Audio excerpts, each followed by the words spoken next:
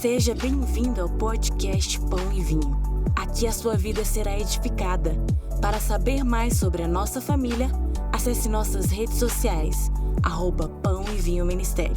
Fique agora com a palavra e até a próxima. Essa semana o Senhor vem falando comigo sobre algumas coisas e nós estamos num caminho, esse ano. Não sei como é que você faz na sua vida, mas eu costumo, no começo do ano, estabelecer algum propósito com o Senhor. E não só porque eu tenho que fazer isso, mas eu começo a orar e peço para o Senhor: Senhor, eu queria entender o que o Senhor tem para esse ano na minha vida. E eu gosto de estabelecer, eu estava conversando isso agora aqui um pouquinho antes do culto, eu gosto de estabelecer prazos longos, mas gosto de estabelecer prazos curtos para a minha vida. Isso significa, eu posso estar aqui trabalhando para coisas para daqui a 10 anos, mas é muito importante que eu trabalhe para coisas para essa semana, que eu trabalhe para coisas para esse mês, e que eu comece a tomar ações que correspondam àquilo que eu creio, ações que correspondam à minha fé, para esse ano. Então, eu tenho situações em propósitos com Deus que você faz porque Deus te pediu, mas tem propósitos que você pode oferecer para Deus. Falar: Senhor, eu preciso disso, daquilo, eu quero a Tua presença, mas mais do que isso, eu preciso entender sobre simplicidade e devoção, eu preciso entender sobre isso. Então eu quero fazer uma proposta para o Senhor. Fala comigo nesses dias, e eu vou me expor e ficar descalço durante quase 90 dias, até dia 19 de março. Não tem sido fácil, porque quando eu casei eu andava muito descalço, mas a Renata me doutrinou a andar calçado, e eu passei a achar andar com calçado uma coisa mais maravilhosa do mundo. Então isso aqui é o trem mais esquisito. Quem gosta de andar descalço? Quem gosta de andar descalço no asfalto quente? Quem gosta de andar descalço em qualquer lugar? É difícil, porque tem situações que é constrangedora, tem situações que está muito ruim o piso. E tem uma coisa: se o pastor visitar você na sua casa, limpa o chão, porque ele vai perceber se o chão não foi limpo aquele dia. Por quê? Porque que eu percebi? Eu percebi que você sem tênis, você sente tudo. Você está no lugar, você sente tudo. O mínimo detalhe no chão você sente. Esses dias eu entrei num lugar, não era casa de ninguém, entrei num lugar, meu Deus do céu, esse chão está sujo, gente. Só que não dava para ver, era só meu pé que sentia. Isso eu propus diante de Deus. E é muito importante você aprender isso no nível que você achar que é interessante, mas você começar a estabelecer propósitos. Isso não é uma ordem, isso é só uma sugestão. É importante você estabelecer propósitos diante de Deus, até para que você treine o seu relacionamento com o Espírito Santo. Porque nós temos um amigo, o Espírito Santo, que quer se relacionar conosco, mas a gente não sabe nem como conversar com ele. E Deus tem falado muito comigo sobre muitas coisas. Nós somos uma igreja, e engraçado que esses dias nós temos falado muito sobre família, e temos falado muito sobre como ser igreja e ser família. E o Senhor tem colocado no nosso coração essa palavra do zelo, do santo zelo, que eu ministrei aqui esses dias para trás. Ministrei, né? Foi? E o Senhor me trouxe algo hoje, e eu queria que você abrisse comigo em Mateus capítulo 22, a partir do verso 37. Família, o amor, a mesa, o zelo. Família, um lugar de amor, um lugar de mesa, um lugar de zelo.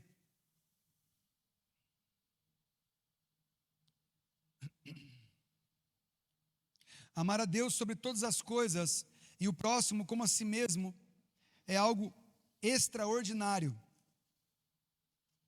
Mas nós precisamos entender o que o Senhor está falando conosco.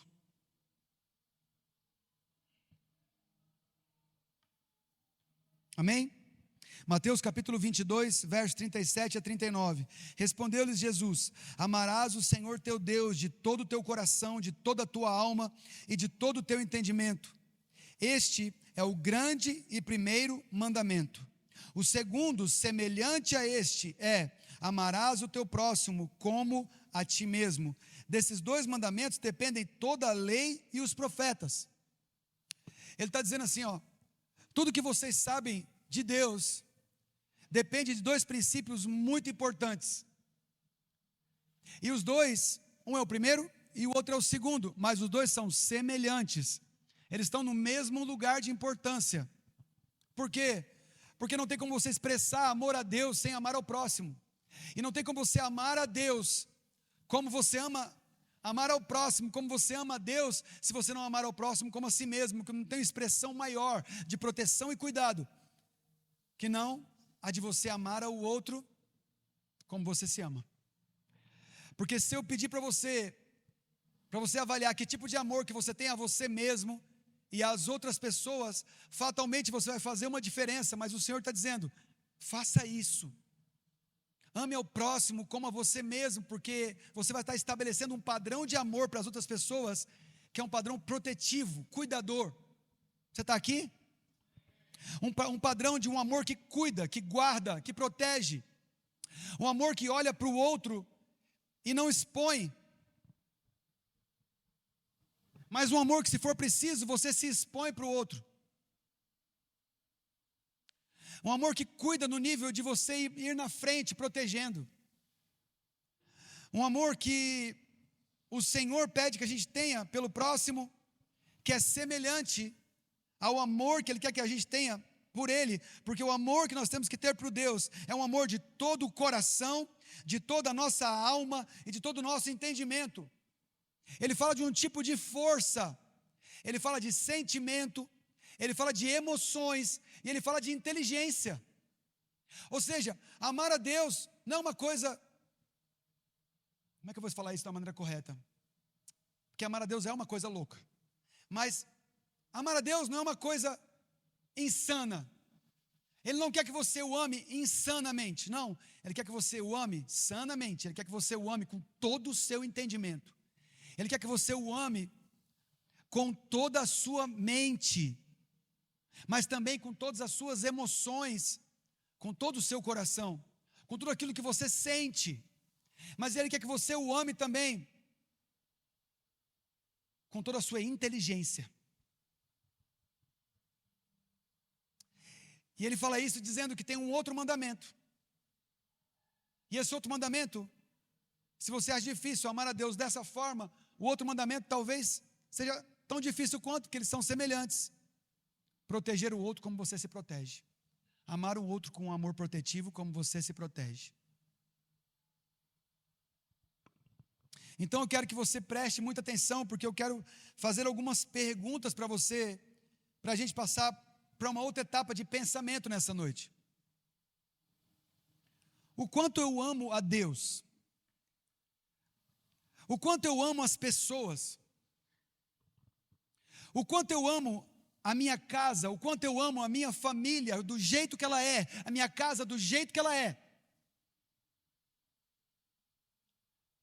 O quanto eu amo o que eu faço aqui na igreja, o que eu amo o que eu faço no meu trabalho, o que eu amo o que eu faço, quanto eu amo o que eu faço na minha casa, quanto eu amo aquilo que eu faço na vida.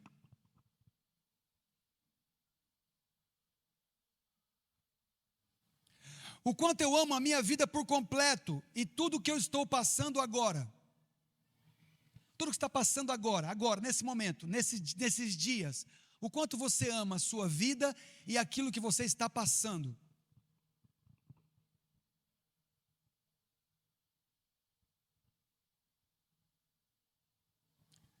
O que a Bíblia tem te ensinado com isso? O que livros, conhecimento tem te ensinado com isso? Aonde você tem buscado compreender isso, entender isso?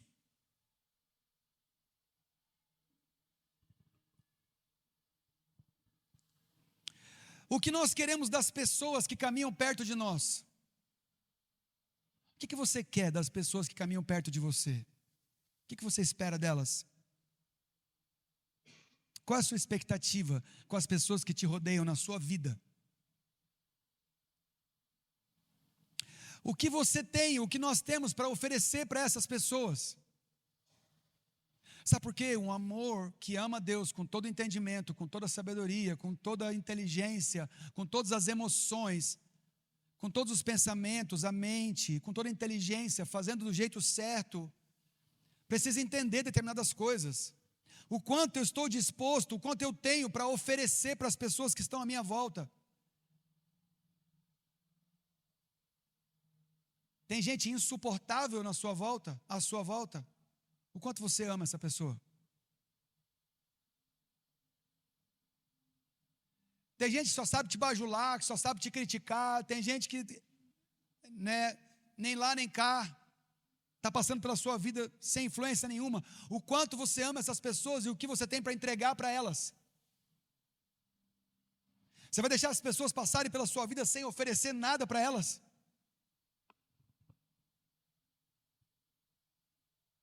Qual a influência que nós fomos chamados para exercer sobre as pessoas que estão à nossa volta, nossos familiares, nossos amigos, pais, filhos, irmãos, gente da nossa escola, gente do nosso trabalho, gente da igreja? Qual a influência? Qual é o raio de influência que eu fui chamado para exercer na vida de alguém?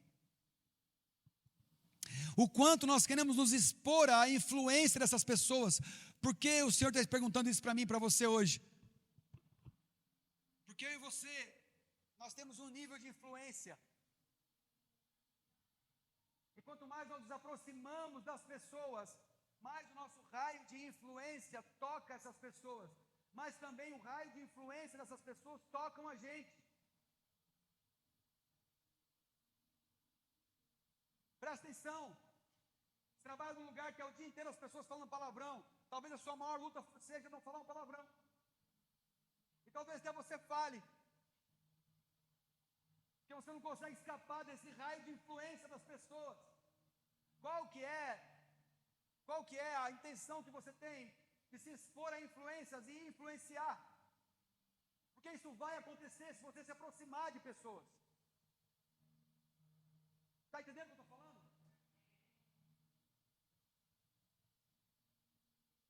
Eu e você fomos chamados para isso, mesmo que a gente não queira. Mesmo que você não queira e não veja isso na sua vida, não tem saída. Você vai influenciar e vai ser influenciado.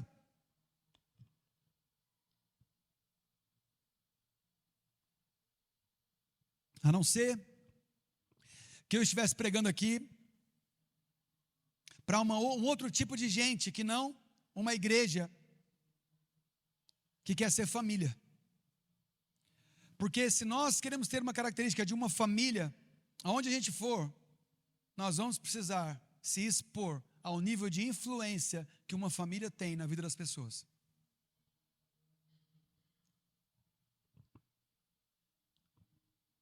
Abre comigo Levíticos, capítulo 19, verso 18, para testificar a palavra que Jesus fala ali para os seus discípulos. Falando sobre o grande mandamento, ele fala também... Ali ele fala diante dos discípulos para os fariseus, né?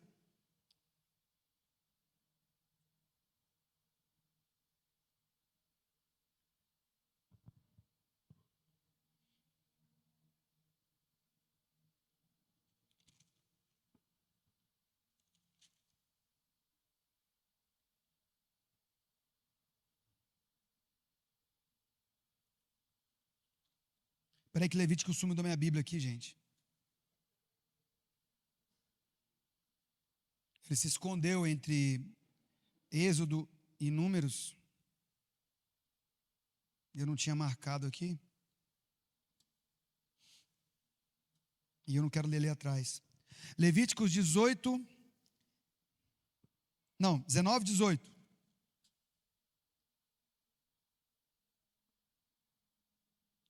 Tem uma coisa errada. Aqui.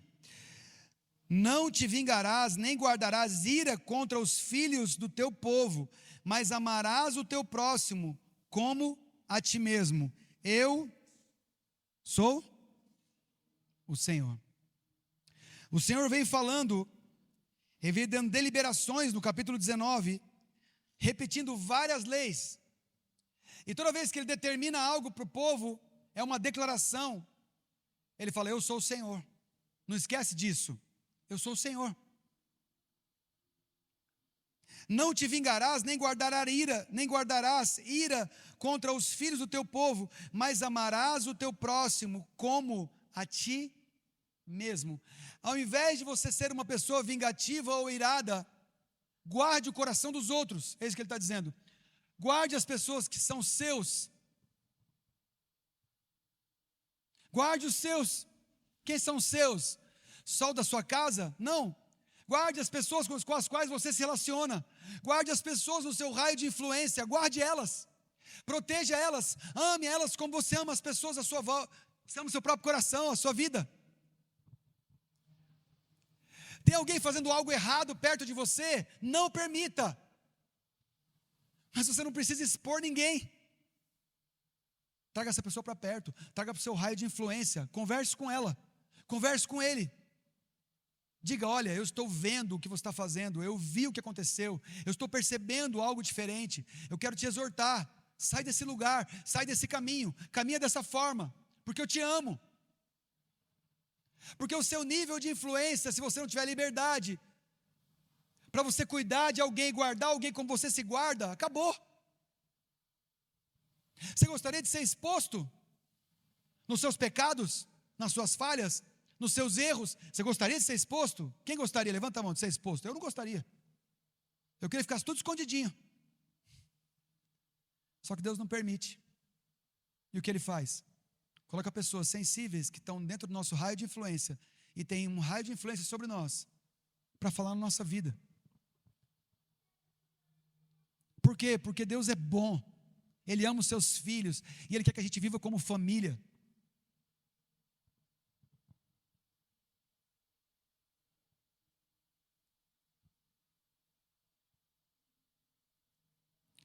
Porque nós estamos aqui ministrando e nos relacionando nesse ambiente de cristandade. Por que você está numa igreja? Você podia estar em casa hoje. Eu, descalço, estaria muito melhor lá em casa. Por que você se expõe a esse relacionamento de cristandade? Por que você vem, você faz coisas? Por que você se manifesta como cristão onde você vai? Como cristão onde você vai? Por que você faz isso? O que eu e você temos sonhado para a vida das pessoas. Eu estava aqui hoje de manhã e dei um exemplo aqui de manhã.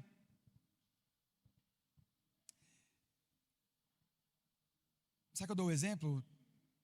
Vou dar o exemplo, né? A gente estava aqui de manhã com a liderança e eu ministrei essa palavra aqui. E eu estava falando quais são os seus sonhos com relação à vida das outras pessoas. Você sonha com a vida das outras pessoas? Você olha para as pessoas à sua volta e fala assim, cara, esse cara podia ser isso, podia ser aquilo. Essa minha amiga aqui, essa pessoa, essa ovelha, sei lá, podia ser isso, podia ser aquilo. Porque quando você começa a sonhar com a vida das pessoas, quando você se alegra com as vitórias dela, e você começa a sonhar com as pessoas que estão à sua volta, celebrar as suas conquistas, você vira um instrumento de bênção para essas pessoas. Fica muito mais fácil investir na vida delas. Deus se alegra com a família por causa disso. Porque você pode falar mal do meu pai. Eu posso falar mal do meu pai. Agora você vai falar mal do meu pai para mim, para você ver. Porque até eu falando mal do meu pai, no tipo, meu pai é isso, meu pai é aquilo, seu Evaldo, qualquer coisa que eu falar dele, eu vou falar de alguém que ama, para alguém que ama. Agora vem você falar mal dele para mim. Vai dar certo para você não. É meu pai.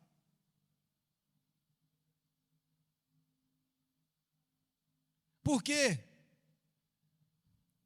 Porque se você se deixar ser influenciado e influenciar, você vai sonhar com a bênção na vida das pessoas. Você vai sonhar com aquilo que Deus pode fazer na vida de alguém. Você vai ser família de verdade, mesmo não sendo de sangue. Tem uma maneira de ser cristão. Tem uma maneira de agir com amor e zelo. Nós somos chamados para ser zelosos, para ter um santo zelo pela presença, quando nos reunimos, pela presença de Deus na nossa vida, mas somos chamados para sermos zelosos com o corpo. com as pessoas, nós temos fé na ressurreição do corpo. Nós queremos ver pessoas que se achegaram a Deus agora transcenderem qualquer obstáculo que elas possam ter, só porque elas começaram a caminhar com Jesus. Nós queremos ver pessoas que saíram do pecado e foram para a santidade. Nós queremos ver pessoas que saíram da doença para a saúde. Pessoas que não conheciam a Deus são usadas em dons. Nós queremos ver a igreja ressurreta se manifestando. Porque não adianta ser uma igreja morta. Não adianta ser uma igreja de gente que não nasceu de novo, que não ressuscitou. Nós cremos na ressurreição da igreja. Por isso nós zelamos pelo corpo de Cristo. É por isso que estou pregando essa palavra aqui hoje.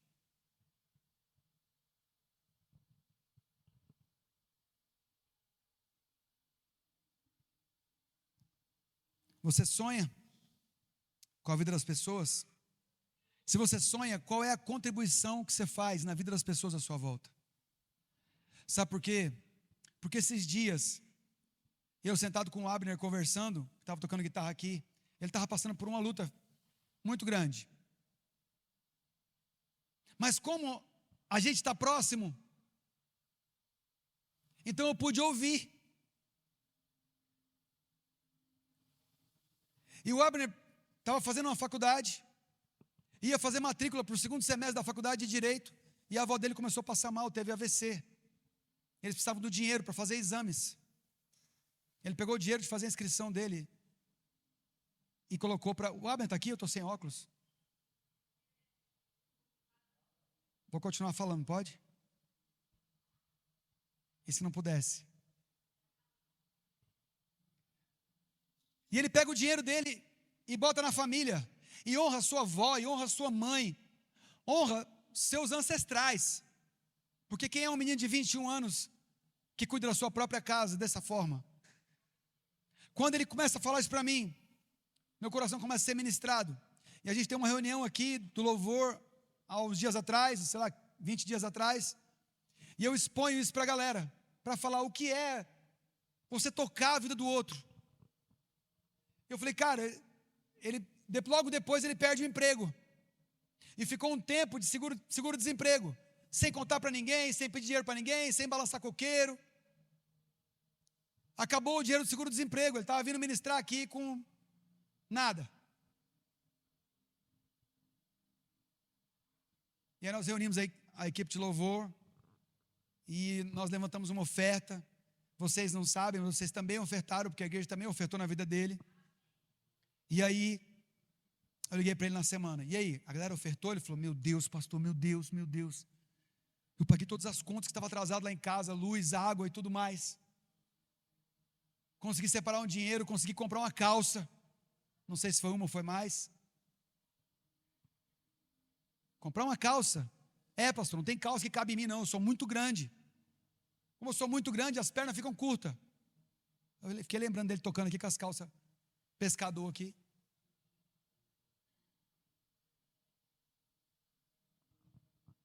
Uma semana depois o Vicente consegue um trabalho para ele. Só que ele combinou com a mãe dele que ele iria se sacrificar, ia ficar meio período cuidando da avó, enquanto a mãe dele saísse para trabalhar. Que ele ia procurar um emprego meio período, recusou um trabalho. Você pode falar que isso é loucura, mas ele decidiu ser família do jeito que tem que ser. Só que é um cara de 21 anos que tem todo um futuro pela frente, que é exatamente o oposto do que ele deveria fazer. Alguém deveria estar fazendo isso e ele deveria cuidar da vida dele. Mas ele resolveu honrar a sua casa e a sua família.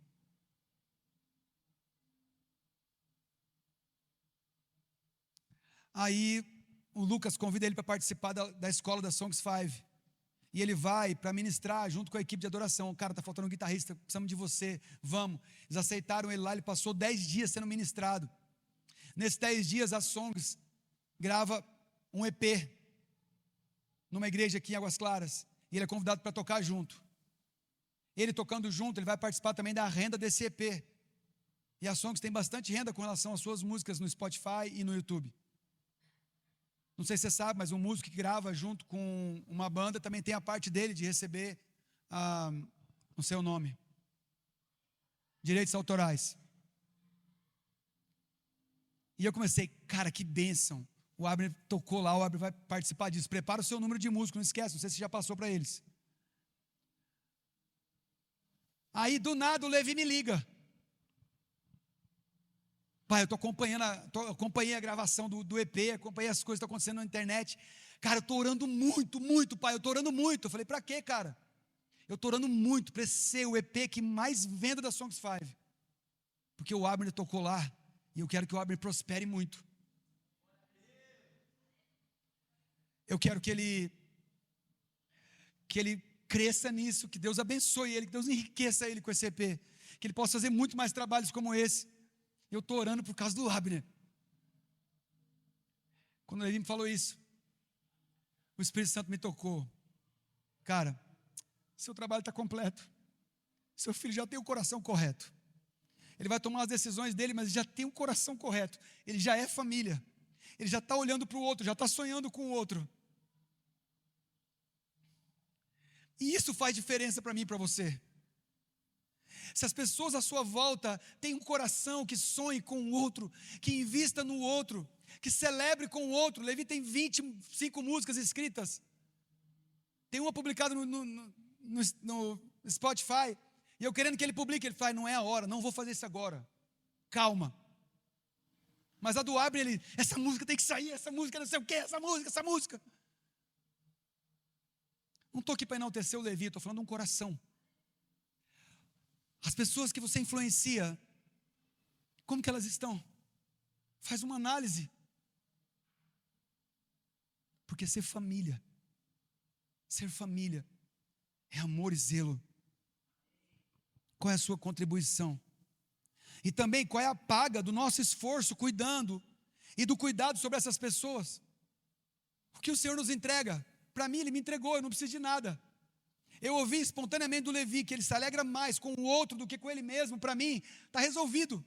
Eu cumpri minha tarefa.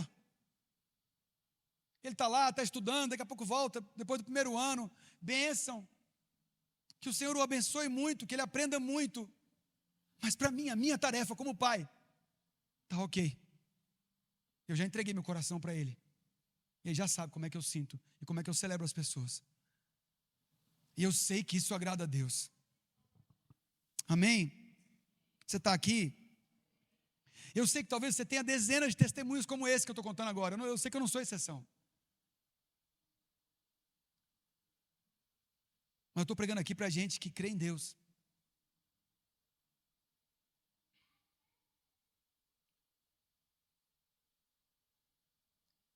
Porque tem gente pregando e ensinando que temos que orar. Assim como o Ramon ministrou aqui hoje, Senhor, enriquece essa igreja, enriquece as pessoas dessa igreja.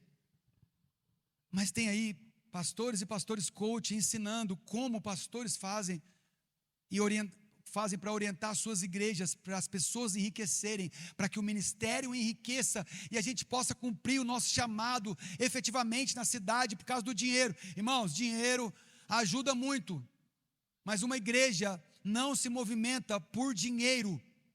Uma igreja não se movimenta por causa disso. Pode esquecer. Isso é mentira. Isso é uma estrutura que não é de Deus. A igreja nunca foi feita para se movimentar com muito dinheiro, muito pelo contrário. Ela foi feita para se movimentar como uma família. Uma igreja não foi feita para ter uma placa e se você não concorda com as ideias, então você está fora. Não. Uma igreja foi feita para que pessoas que caminham juntas, com histórias diferentes, com entendimento diferentes, creiam na mesma coisa e permaneçam juntas, porque amam a Deus.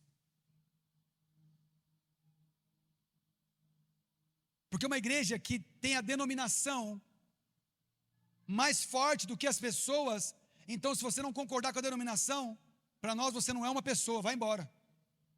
Assim que essas igrejas fazem. Mas uma igreja apostólica está preocupada com as pessoas. Então não importa a placa da igreja, importa se você conhece e influencia a vida das pessoas da sua cidade.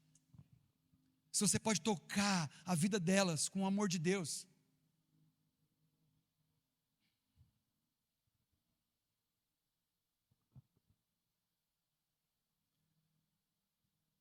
Será que nós queremos ser robôs que foram inseridos numa bolha chamada Ministério Pão e Vinho, que só responda sim aos estímulos de uma liderança ou de quem está aqui em cima, ou queremos discipular as pessoas no molde de Jesus e arcar com todas as consequências, com todos os problemas e com todas as barreiras que as pessoas enfrentam? Você está disposto a ser amigo de quem tem problema?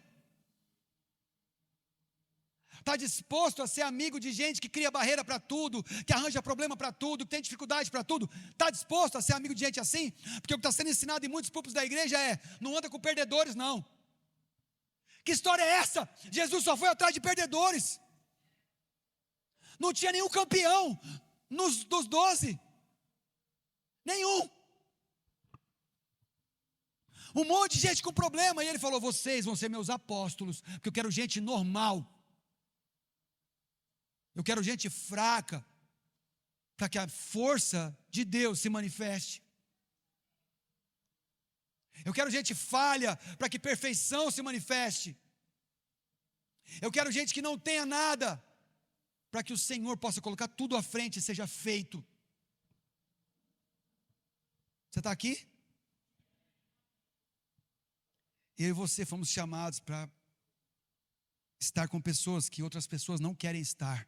Para de bobeira. Para de achar que isso aqui é uma empresa, que nós temos que ser um exemplo de prosperidade e de elegância, de qualquer coisa. Para. Não tem problema ser próspero, não tem problema ser elegante, não tem problema andar cheiroso, não. Não é isso. Mas não pensa que é isso que vai fazer com que você seja aquilo que Deus chamou você para fazer.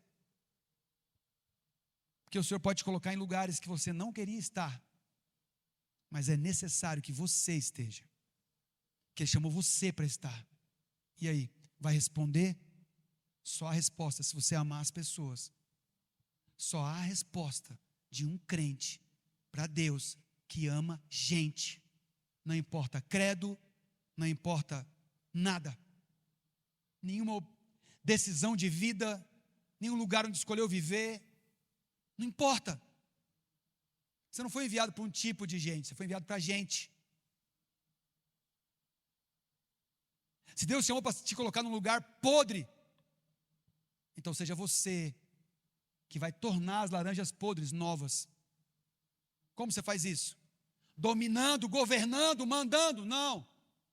Servindo, amando, respeitando, sendo Jesus naquele lugar. Decidindo se relacionar com gente que ninguém quer se relacionar.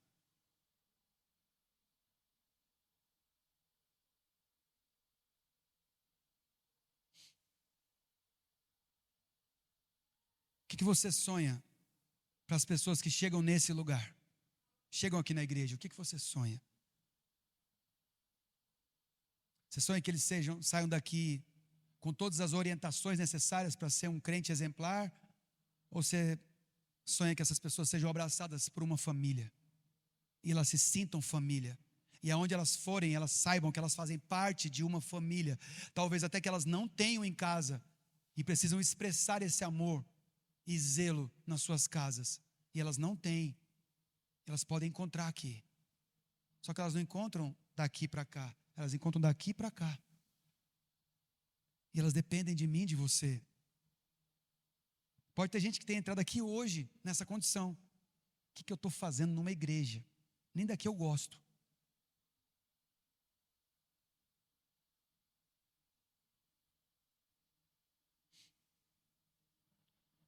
Será que essas pessoas vão encontrar aqui um lugar onde elas são abraçadas, mas também são confrontadas? Tem um amor de verdade, não um amor só de afirmação, só de você é lindo, você é linda?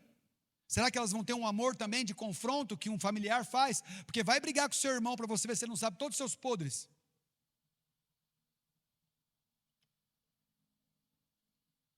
Vai brigar com o seu irmão para você ver se ele tem uma carinha que o seu irmão faz que ele já sabe como te deixar doido, não é? Porque família é assim. No meio de uma família, se você fizer alguma coisa errada, vai ter um confronto, sim. Ninguém quer que você ande errado. A sua família quer que você ande bem, porque você representa uma família. A família, pão e vinho. Não, a família de Deus. os cristãos nessa terra, um povo que ama a Deus e se expande com o amor de Deus, aonde vai?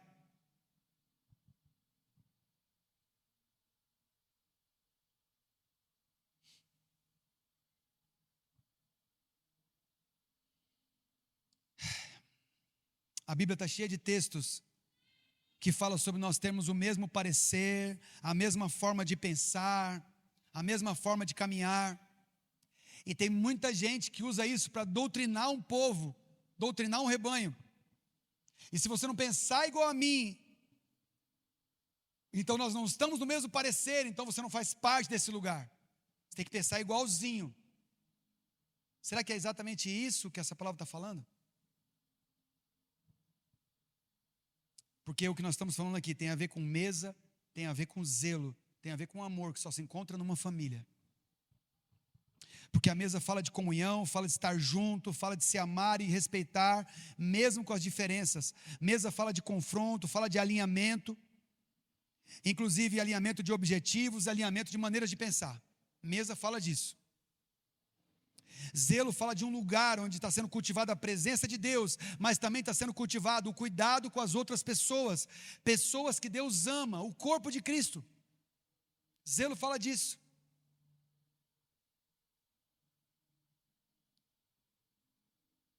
Fala também de tudo aquilo que a gente faz para que as outras pessoas conheçam Jesus.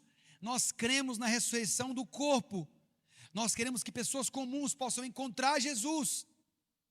Um Jesus que salva, um Jesus que cura, um Jesus que liberta, um Jesus que ama, que confronta, que conforta. Ou seja, um Cristo que muda a trajetória das pessoas e os faz ressurretos nele, vivos para a eternidade nele. É isso que nós queremos. Nós queremos ser uma família que gera pessoas assim, todos diferentes, opiniões às vezes contrárias numa reunião, que isso não nos separa. Tem um irmão que acha feio andar de chinelo na casa, o outro irmão acha lindo andar de chinelo, mas os dois almoçam na mesma mesa, mesmo um odiando o que o outro ama. Ah, eu não sou seu irmão não, você anda de chinelo. Eu que não sou seu irmão, você anda de tênis.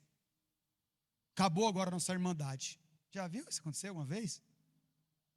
O irmão olha para o outro e fala assim: é esse tonto aí, ó, só anda de chinelo. Aí o outro fala: é esse besta aí, ó, só anda de tênis. Mas vai falar mal de um deles para o outro, para você ver se ele não defende o cara de chinelo e o outro não defende o outro de tênis.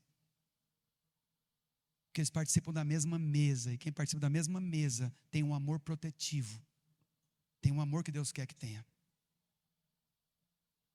Dá para você frequentar uma igreja e não participar da mesma mesa, dá para fazer isso, é fácil, mas é duro para a vida, porque você não vai viver o cristianismo que Deus quer que você viva. Deus tem uma maneira cristã para você viver, e ela exige um compartilhamento de vida. Abra comigo em Filipenses capítulo 2, eu estou terminando agora.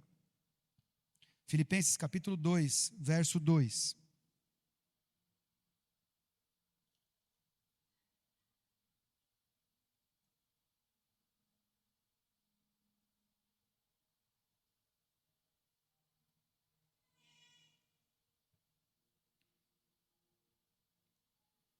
Tem vários textos que dizem que nós temos que ter o mesmo parecer, a mesma forma de pensar, mas eu quero te explicar isso para que você não seja enganado.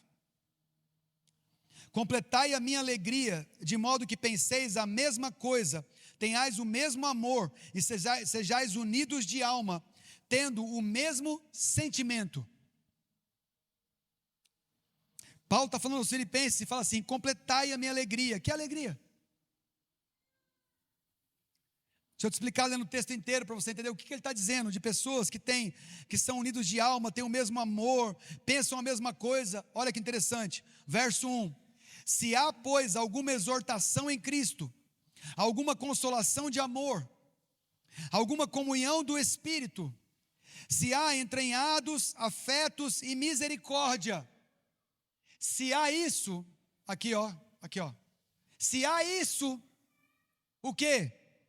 Se há exortação em Cristo, se há consolação em amor, Se há alguma comunhão do Espírito, se há entranhados afetos e misericórdia um para com os outros, completai a minha alegria, de modo que penseis a mesma coisa, tenhais o mesmo amor, sejam unidos de alma, tenham o mesmo sentimento, façam isso.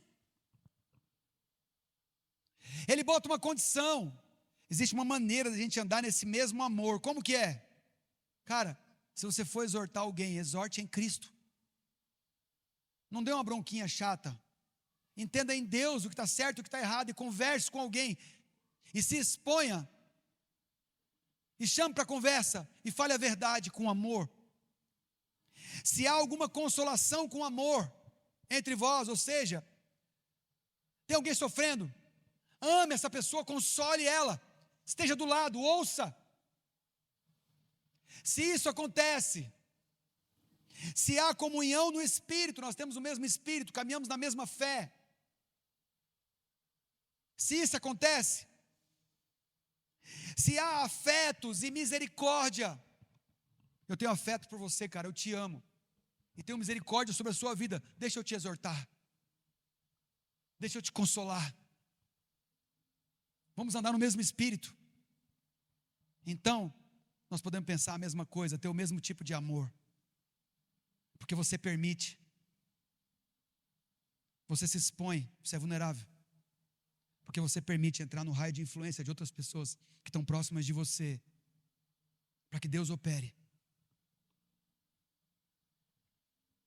Então não deixe ninguém te falar que se você não concorda com tudo, você está fora.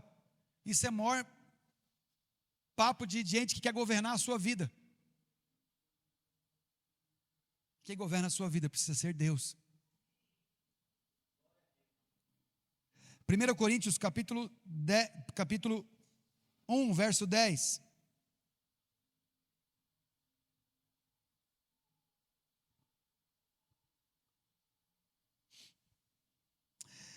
Coríntios 1, 10 diz assim: rogo-vos, irmãos, pelo nome do Senhor Jesus Cristo, que faleis todos a mesma coisa, e não haja entre vós divisões, antes sejais inteiramente unidos, na mesma disposição mental, no mesmo parecer. Então eu tenho que pensar igualzinho todo mundo? Não, a minha disposição de entendimento precisa ser igual de todo mundo. Eu preciso ter disposição mental, eu preciso estar disposto a compreender e entender o outro, doutrinas, palavras, direções. Mas por que Paulo fala isso aos coríntios? Porque estava uma bagunça. Então ele diz: faleis todos a mesma coisa, e não haja entre vós divisões. Por quê? No versículo 11: pois a vosso respeito, meus irmãos, fui informado pelos da casa de Clore, de que há contendas entre vós. Refiro-me ao fato de cada um de vós dizer: eu sou de Paulo, eu sou de Apolo, eu sou de Cefas, eu sou de Cristo.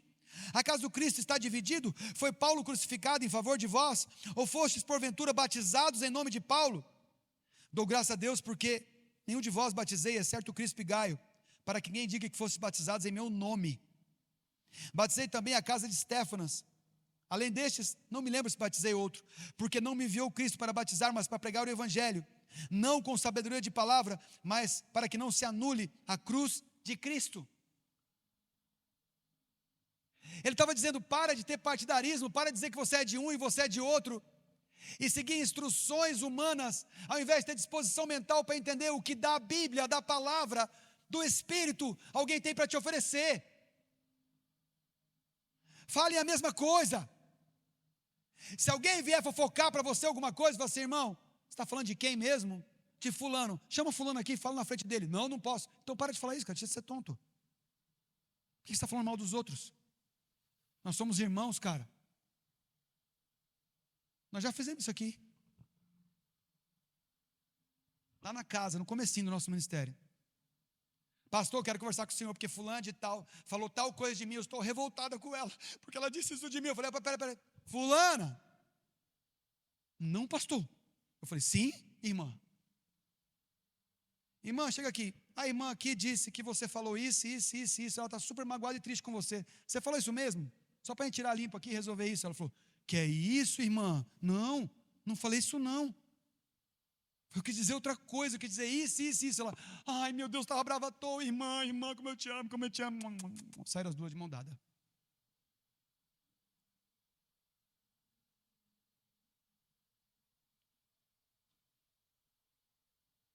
Paulo não estava falando à toa para ter a mesma disposição mental. Paulo não estava falando à toa para pensar a mesma coisa, para pararem de se dividir, para andarem inteiramente unidos, com o mesmo parecer. Não estava falando à toa. Romanos capítulo 15, verso 5.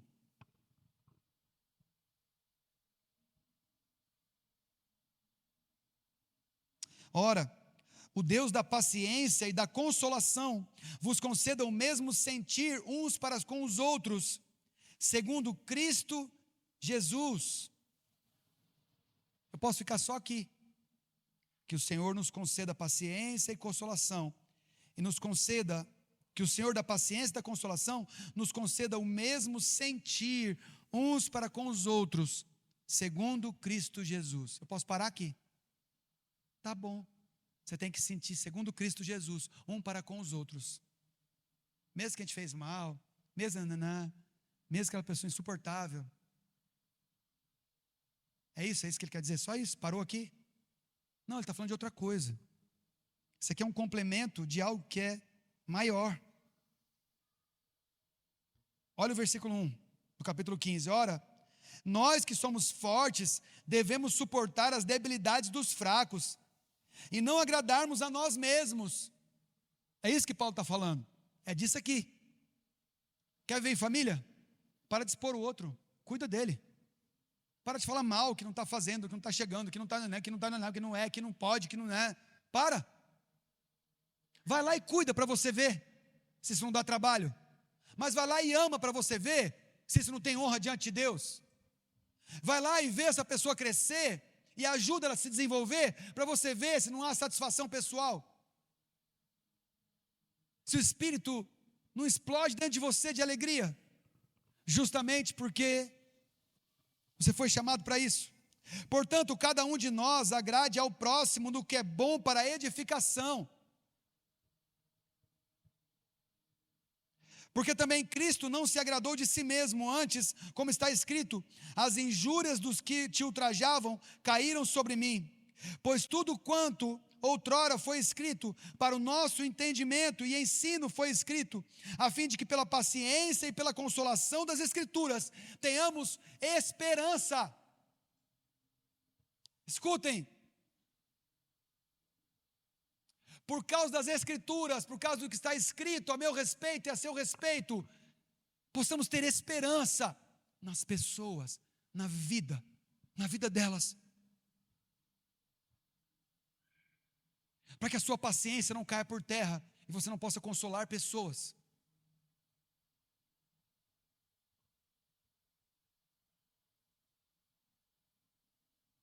Aí sim ele fala, ora, o Deus da paciência e da consolação vos conceda o mesmo sentir uns para com os outros, segundo Cristo. Para quê? Para que concordantemente ou concordemente e a uma voz glorifiqueis ao Deus e Pai do nosso Senhor Jesus Cristo. Portanto, acolhei-vos uns aos outros, como também Cristo nos acolheu para a glória de Deus. E se você continuar lendo, você vai ver que Paulo fala da mesma coisa e de uma maneira de viver. E por último, 1 Pedro 3,8.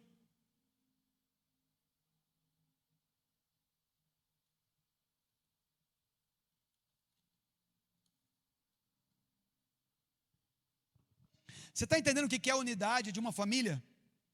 Está entendendo que é uma família que anda em unidade? Não é uma família que concorda com tudo, mas é uma família que decidiu ser vulnerável e se influenciar e ser influenciado. É uma família que decidiu ser família no nível de quem chegar vai reconhecer como uma família. Se você for para o seu trabalho, vão reconhecer você como alguém de família. Porque pessoas de família são facilmente reconhecidas.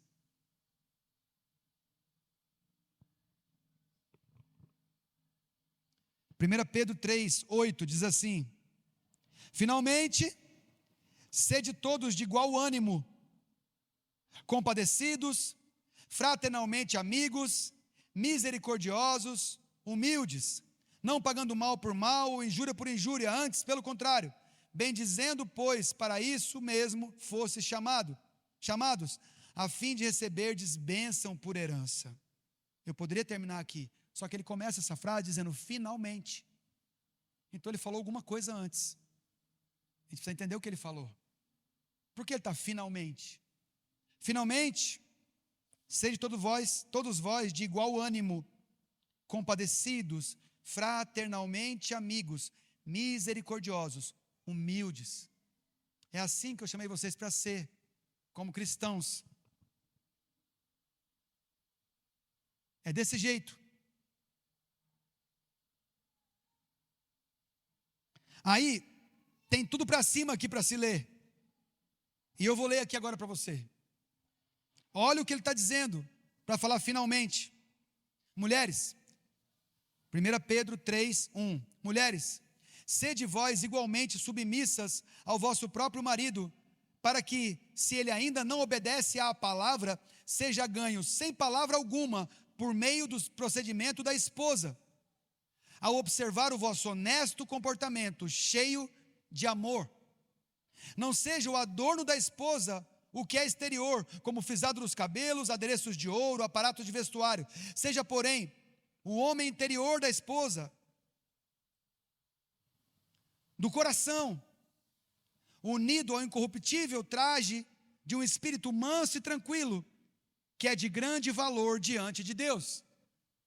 Então algumas pessoas podem pegar esse texto aqui e dizer: mulheres, sede submissa aos seus maridos, porque quem manda na sua casa é seu marido. Pode ser isso? Está escrito isso aqui? Sim ou não? Não. Sabe o que está dizendo? Está dizendo assim, ó: a sua vida como mulher casada tem uma função. A sua submissão ao seu marido, ou seja, você se entregar para ele, sabendo que Deus o colocou como cabeça na sua casa, sendo inteligente e tendo amor, faz com que você ganhe ele, mesmo que ele não seja o homem de Deus que ele foi chamado para ser para você. E você tem uma responsabilidade com isso. Você pode tornar esse homem um grande homem de Deus, que vive debaixo de uma palavra, porque esses caras estão sem palavra alguma, mas podem ser ganhos por um procedimento da sua esposa. Isso é ser subserviente? Isso é ser humilhada? Isso é ser colocado em segundo plano? Não. Todos nós sabemos o que um homem que tem autoridade na sua casa faz. Ele serve mais que todo mundo, porque a autoridade espiritual está em Cristo Jesus, aquele que veio como servo dos servos. Então você acha que a autoridade espiritual, o homem na sua casa, é pelo tanto que você manda, você já é um cara que não tem a palavra, e a sua mulher vai ter que te ganhar. Porque se você tiver a palavra, você vai saber que você tem autoridade quando você serve.